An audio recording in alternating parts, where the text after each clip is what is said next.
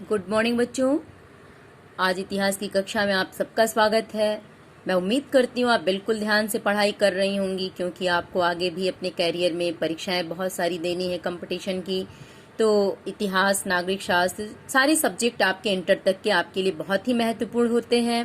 तो इस चीज को ध्यान में रखते हुए जरूर आप एक एक पॉइंट को ध्यान से पढ़ती होंगी, समझती होंगी और नोट करती होंगी। तो अभी हम लोग इतिहास के अंतर्गत विजयनगर राज्य के बारे में पढ़ रहे थे, जिसमें कल विजयनगर के राजवंश व शासकों के बारे में हमने देखा था। तो आज हम लोग देखेंगे विजयनगर के शासक कृष्णदेव राय, जो वहां के महान शासक थे, उनके बारे में। तो देखिए, जो कृष्णदेव राय थे ये विजयनगर के महान शासकों में माने जाते हैं।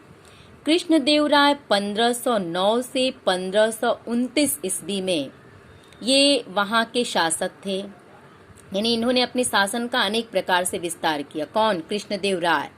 कृष्णदेव राय विजयनगर में अपने साम्राज्य का विस्तार कब से कब तक किया? 1509 से 1529 तक, अर्थात 20 वर्ष तक। 1512 ईस्वी में तुंगभद्रा और कृष्णा नदियों के बीच का जो क्षेत्र था, कौन नदी?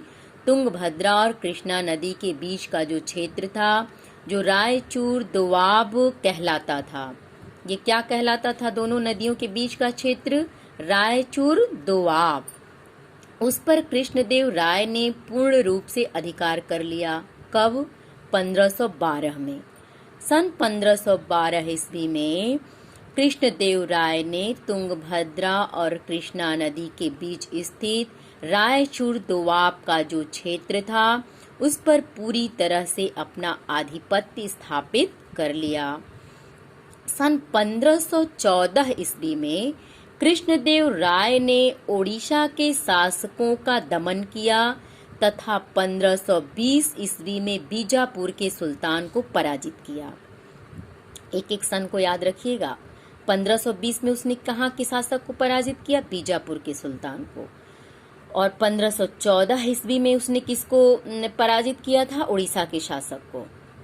और 1512 में उसने रायचूर के दोआब क्षेत्र पर अधिकार कर लिया था। ठीक, तो 1512, 1514, 1520 आप याद रखेंगी। 20 कुछ ज्यादा ही महत्वपूर्ण है, क्योंकि ये बीजापुर के सुल्तान को उसने पराजित किया और उसे अपने अधिकार क्षेत्र में कर लिया। कृष्णदेव राय के शासन काल में विजयनगर साम्राज्य ने प्रत्येक क्षेत्र में चरमोत्कर्ष को प्राप्त किया, यानी काफी विकास किया। किसने? कृष्णदेव राय ने। कृष्णदेव राय ने भव्य मंदिरों का भी निर्माण कराया। मंदिरों में गोपुरम शैली को जोड़ा। अगर ये पूछा जाए कि विजयनगर साम्राज्य में जो कृष्णदेव राय ने मंदिरों का निर्माण किया, उसमें किस शैली को जोड़ा? तो गोपुरम शैली को जोड़ा। तथा अपनी मां के नाम पर एक नगर नगलपुरम की उसने स्थापना की। विजयनगर राज्य में उसने अपनी मां के नाम पे एक नगलपुरम राज्य की स्थापना की, जो विजयनगर के ही समीप था, उसे सटा हुआ था। 1529 ईस्वी में कृष्णदेव राय की मृत्यु के पश्चात इनके उत्तराधिकारियों को राज्य के अनेक सेना नायकों के विद्रोहों का सामना करना पड़ा, जिसके फलस्वरूप 1542 ईस्वी तक राज्य पर नियंत्रण एक अन्य वंश अराविदु के हाथों में चला गया। कब? 1542 में। अराविदु एक दूसरा वंश था, क्योंकि 1529 में जब कृष्णदेव राय की मृत्यु हो गई तो बहुत सारे लोग विद्रोह इस पे करने लगे। कोई कुशल संचालक शासक नहीं रहा, तो जो विजयनगर राज्य था उस पे इन लोगों का शासन सत्ता, इनका वंश समाप्त हो गया और अराविदु के हाथों में उसकी शासन सत्ता चली गई। अब इसमें भी देखिए कुछ महत्वपूर्ण बिंदु आपको आए हैं कि 1565 ईस्वी में विजयनगर के प्रधानमंत्री राम राय और बीजापुर, अहमदनगर तथा गोलकुंडा की संयुक्त सेनाओं के बीच तालीकोट का युद्ध हुआ। अगर आपसे ये बहुत ही महत्वपूर्ण प्रश्न है, तालीकोट का युद्ध कब हुआ? लिखिएगा आप जरूर से। तो तालीकोट का युद्ध 1565 ईस्वी में हुआ। किसके बीच हुआ? तो विजयनगर के जो प्रधानमंत्री थे राम राय और बीजापुर, ठीक, और अहमदनगर तथा गोलकुंडा की संयुक्त जो सेनाएं थीं उनके बीच तालीकोट का युद्ध हुआ, जिसे राक्षस तंगड़ी का युद्ध भी कहा जाता है। अगर आपसे ये पूछा जाए कि तालीकोट के युद्ध को और किस नाम से जानते हैं, तो तालीकोट के युद्ध को राक्षसी तांगड़ी के नाम से भी जाना जाता है। इसको जरूर ध्यान से सुनिएगा, देखिएगा और लिख लीजिएगा कि राक्षसी तांगड़ी के नाम से किस युद्ध को जानते हैं। तालीकोट के युद्ध को कब हुआ था? 1565 ईस्वी में हुआ था, जिसमें राम राय पराजित हुआ। जो तालीकोट का युद्ध 1565 में हुआ, इसमें पराजय किसको मिली थी? राम राय को। इस युद्ध के प्रभाव स्वरूप विजयनगर साम्राज्य के गौरवपूर्ण जो काल था उसका अंत हो गया, क्योंकि इसके पहले जो कृष्णदेव राय यहाँ का शासक था उसके शासन काल में काफी विस्तार हुआ था। लेकिन जब कृष्णदेव राय का शासन काल समाप्त हुआ, राम राय वहां पे आया, उस समय उसकी गौरवपूर्ण स्थिति विजयनगर की धीरे धीरे समाप्त होने लगी और अराविदु राजवंश का राज्य अब सीमित हो गया और वह पेनुकोंडा और बाद में चंद्रगिरी का शासन वहां चलने लगा। अंत में किसका शासन चलने लगा? पेनुकोंडा और चंद्रगिरी का शासन विजयनगर में। अब कृष्णदेव राय की मृत्यु के पश्चात साम्राज्य पे क्या प्रभाव पड़ा, ये लघु प्रश्न के रूप में जरूर आप लिखिएगा। बहुत ही महत्वपूर्ण प्रश्न है कि कृष्णदेव राय की मृत्यु के पश्चात विजयनगर साम्राज्य पे क्या प्रभाव पड़ा। तो अब इसके वर्चस्व को तो हम देखे हैं, उसके अनुसार हम अपने आप ही उस प्रभाव को लिख सकते हैं, लेकिन एक बार आप यहाँ फिर देख लीजिए।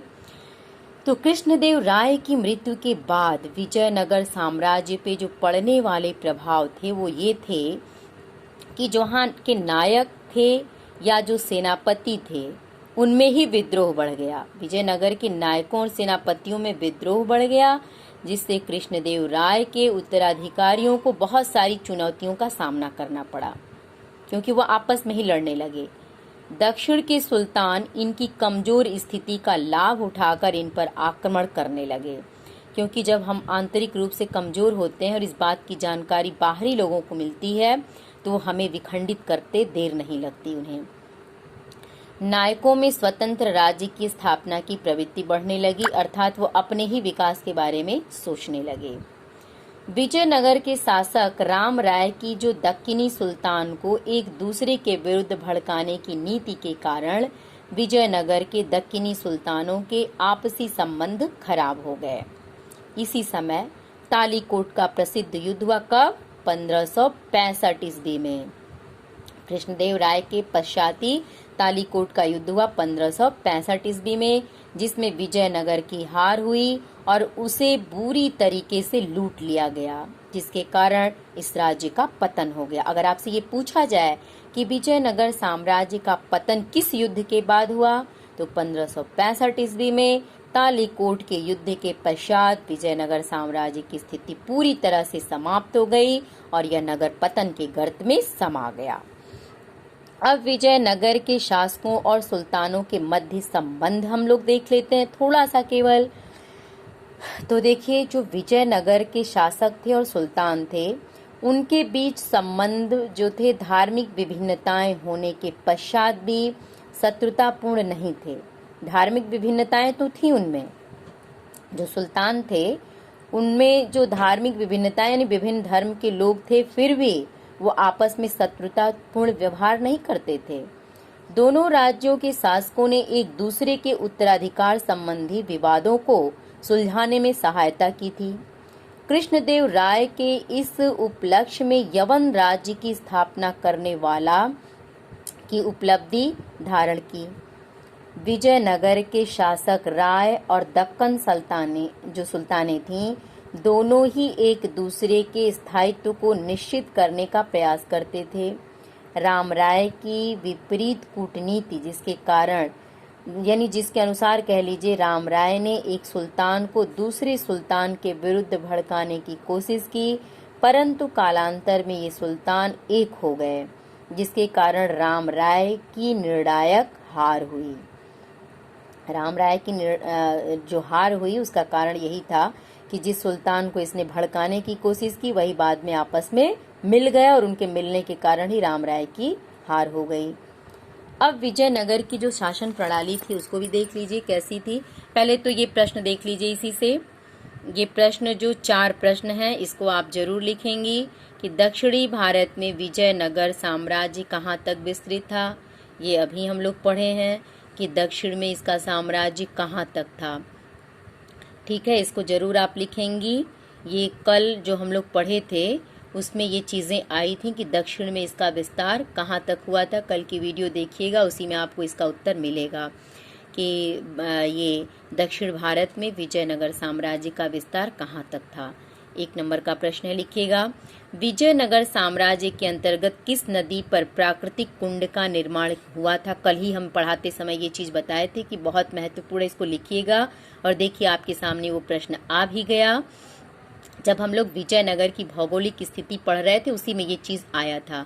मैं 2-3 बार इस चीज़ को आपके सामने रखी थी, तो अगर कल नहीं लिखी होंगी तो आज जरूर लिखिएगा कि विजयनगर साम्राज्य के अंतर्गत प्राकृतिक कुंड का निर्माण तुंगभद्रा जो नदी थी, तुंगभद्रा नदी पे हुआ। अगला प्रश्न है, विजयनगर के विशाल साम्राज्य पर कितने राजवंशों का शासन रहा। तो विजयनगर राज्य पे जो 4 राजवंश थे उनका शासन आप दिखाएंगी। चारों का नाम वो भी कल हम लोग पढ़े थे, कौन कौन से थे वो राजवंशों का नाम आप लिख लीजिएगा। फिर है विजयनगर के प्रधानमंत्री राम राय एवं बीजापुर, अहमदनगर तथा गोलकुंडा की संयुक्त सेनाओं के बीच तालीकोट का युद्ध कब हुआ।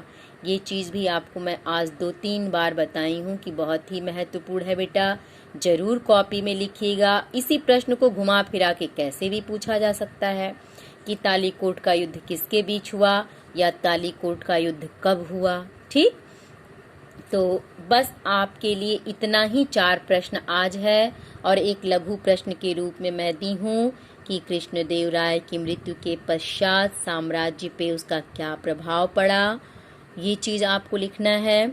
और विजयनगर के शासकों और सुल्तानों के मध्य संबंध कैसे थे ये थोड़ा सा मैं आपको बताई हूँ, इसको आप लिख लीजिएगा। तो आज के लिए सिर्फ इतना ही। विजयनगर की शासन प्रणाली के बारे में हम लोग कल पढ़ेंगे, क्योंकि अब इसके आगे वीडियो नहीं बन पाएगा। Thank you.